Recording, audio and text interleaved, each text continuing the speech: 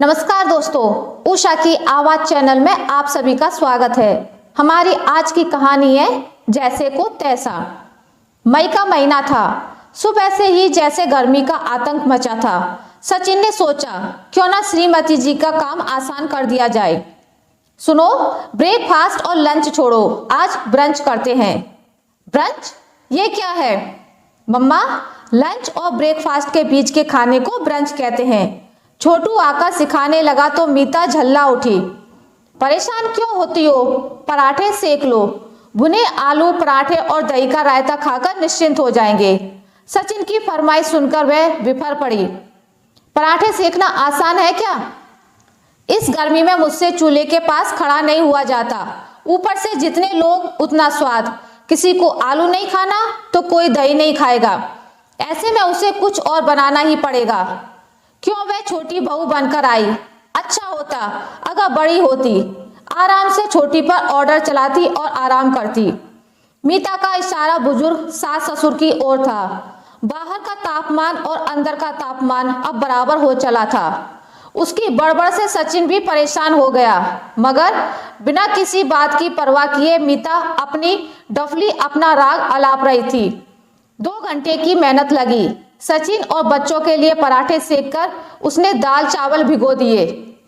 मुश्किल से 11 बजे थे, मगर लगता था जैसे दोपहर हो आई। दिन भी कितना बड़ा होता है ना, बच्चों को भूख लग आएगी। ऐसे में फिर आग के पास जाना होगा। उफ, रसोई से छुट्टी कहाँ मिलने वाली है। यही सोचती वह आराम करने आई तो देखा बच्चे लैपटॉप में फेसबुक खोले बैठे थे। माँ देखो, ताऊजी की तस्वीर। ताऊजी और ताईजी इंग्लैंड में हैं। कितने अच्छे लग रहे हैं। अरे उन लोगों का क्या है, सिर पर कोई जिम्मेदारी थोड़े ही है। बच्चे भी हॉस्टल में हैं। घूमने के सिवा काम ही क्या है। सुबह से कौन सा सुर पकड़ लिया है? तुम्हें पता भी है मेरे भाई भाभी ने कितनी तकलीफें काटी हैं। अब अगर घूम फिर रहे हैं तो तुम्हें क्या तकलीफ हो रही है? भाई की बात पर सचिन से रहा ना गया। क्यों, क्या मैं इकलौती बहू हूँ? घर की जिम्मेदारियों में उनकी भागीदारी क्यों नहीं है? इतनी देर से उसकी बड़बड़ सुनता सचिन अतीत में खो गया। उसकी आंखों के सामने 20 वर्ष घूम गए, जब भाभी शादी के बाद पहली बार घर आई थी। हर दिन त्योहार सा लगता था। लड़कों वाले घर में जहाँ लड़की की आदत ना हो, वहाँ बड़े प्रेम से सबके लिए नाश्ता बनाती और खिलाती। भाभी बहुत स्नेहमयी लगती। घर के सारे काम करके भी खुश रहती थी। भैया के तबादले के बाद जब उन्हें बाहर जाना पड़ा तो भीगी आंखों से विदा ली थी। उन्हें पता था कि वह तनख्वाह बड़े शहर में रहने के लिए काफी नहीं होगी। कुछ ही दिनों बाद पता लगा कि घर के काम के साथ उन्होंने ट्यूशन पढ़ाना शुरू कर दिया था। इस तरह वह घर बाहर व बच्चों की जिम्मेदारियां उठाने में भैया का सहयोग करने लगी। पूरे 20 वर्ष लगे, तब जाकर बच्चों का करियर बना। मगर ये सब तो मीता ने देखा ही नहीं। उसे तो बस अपना दुख नजर आता है। उसे लगता है कि उसके अलावा पूरी दुनिया मौज उड़ा रही है। सबसे पहले उसने घर में काम करने वाली को हटाया, जिसे रिटायरमेंट के समय से ही आलोकनाथ जी ने रखा था, ताकि बुढ़ापे में उनकी सेवा होती रहे। वह खाना बनाकर घर के छोटे बड़े सभी काम कर लेती थी। उसकी काम के प्रति लगन देखकर सब उसकी तारीफ करते थकते नहीं थे। ऐसे में मीता ने उसे यह कहकर निकाला कि वह घर की सदस्य नहीं बल्कि बाहर वाली है, इसलिए उसे ज्यादा महत्व नहीं मिलना चाहिए। सचिन की माँ मालती जी की तबीयत खराब रहती थी। उनसे किसी तरह की कोई उम्मीद नहीं की जा सकती थी। अब पूरा परिवार उसके ही नियंत्रण में था। वह बनाएगी तो लोग खाएंगे, अन्यथा भूखे रहेंगे। तब जो बात सचिन समझ ना सका था, वह अब समझ गया। इन सब हरकतों के पीछे उसका स्वार्थ था। वह इतना ही चाहती थी कि बस उसकी पूछ होती रहे, उसकी ही महत्ता बनी रहे। जब तक सचिन अपने ख्यालों में खोया था, मीता ने मौका पाकर बड़ी बहू को ही फोन मिला दिया। वाह दीदी, अकेले अकेले लंदन घूमा जा रहा है। कभी मम्मी को भी अपने साथ ले जाइए। हाँ हाँ, तुम लोग भी आओ। परिवार के साथ घूमने का अपना ही आनंद है। हमारी छोड़िए, अपनी जिम्मेदारी संभालिए। मीठी मीठी बातों से आखिर कब तक बहलाएंगी? आपको भी तो परिवार के प्रति कुछ कर्तव्य कर अपना अगला जन्म सुधारना चाहिए। इधर साधना का पूरा मूड ही खराब हो गया।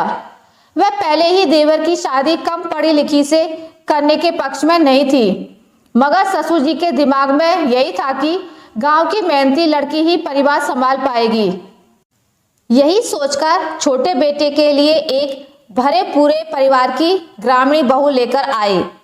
कुछ समय तक सब ठीक रहा, पर जैसे जैसे समय बीतता गया उसका रंग उतरता चला गया।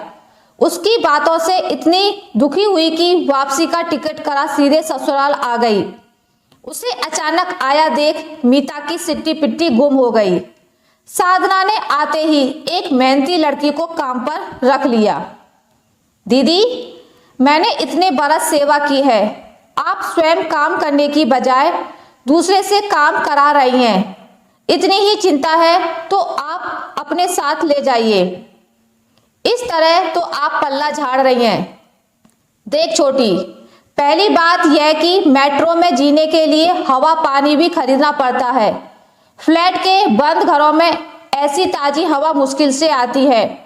और दूसरी बात यह है कि ये बड़े से अहाते में आम, लीची व नारियल के पेड़ ससुर जी ने अपने हाथों से लगाए थे कि रिटायरमेंट के बाद इसकी ठंडी छांव में आराम करेंगे।